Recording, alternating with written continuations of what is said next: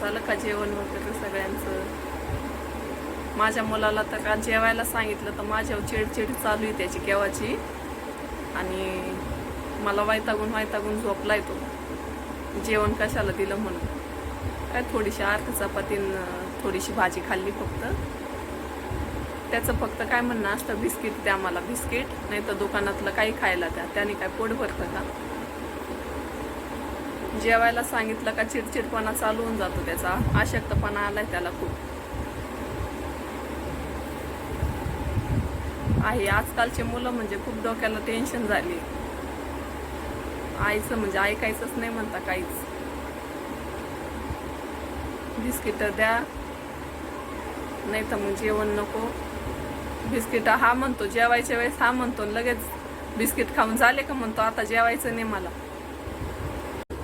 माझा दोन नंबरचा मुलगा आहे ना छोटा, फक्त बिस्किट खायचं म्हणतो. जेवण त्याला आवडतच नाही. आता थोडंसं बोललं तर लगेच त्याला राग आला आणि झोपलाय. फक्त बिस्किटांवर कुठं पोट भरत असतं का? भाजी भाकर नकोच म्हणतो, असं लगेचच नको. ह्यावर तुम्हाला दाखवते मी कसा रुसून झोपलाय, माझ्याशी बोलत नाही बरं का. थांबा तुम्हाला दाखवतो. हा बघा कसं तोंडावर घेतलंय बघा. ए बाबू,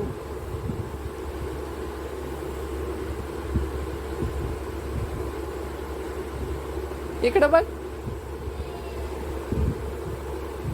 जेवण कशाला दिलं म्हणून राग आलाय त्याला. बिस्किट खायचं का मग?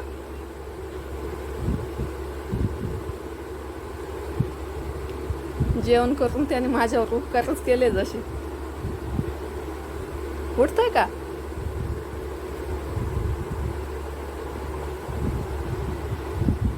राग आलाय त्याला आता.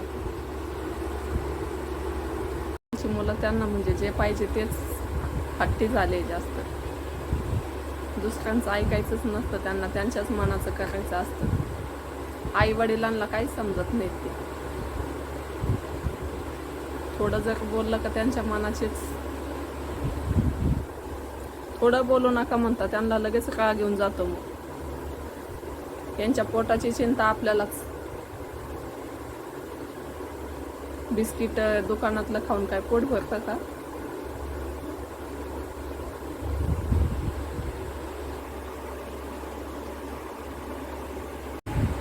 आहे आजकालचे मुलं म्हणजे खूप डोक्याला टेन्शन झाली. आईचं म्हणजे ऐकायचंच नाही म्हणता काहीच.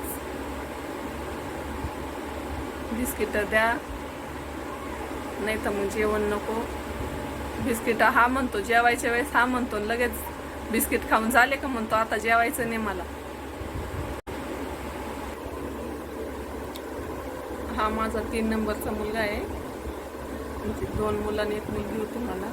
माझी मुलगी म्हणजे झोका बांधला होता मी घरामध्ये, तर झोक्याचा फास लागला होता तिला.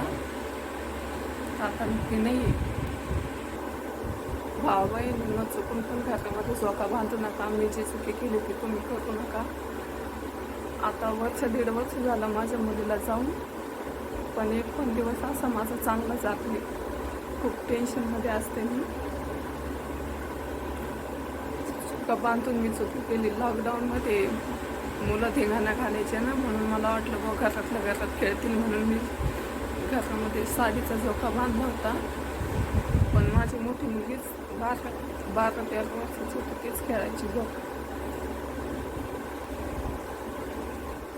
असं एक पण दिवस जात नाही का मला तिची आठवण येत नाही. आता हे 2 मुलं आहेत मला. माझी मोठी मुलगी आहे, म्हणजे तिचं असं झालंय. म्हणून या मुलांमध्ये आता खूप जीव हे होतं. पण मुलं पण ऐकते नाही आपलं. जेव म्हटलं का जेवत नाहीत, काही नाही. त्यांच्याच मनाचं शहाणे झाल्यासारखं वागतं.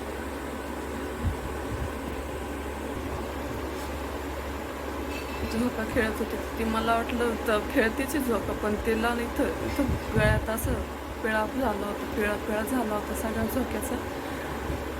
मला वाटलं बेशुद्ध झाली की काय. दवाखान्यात नेलं तर जागेवर घरातच गेली होती.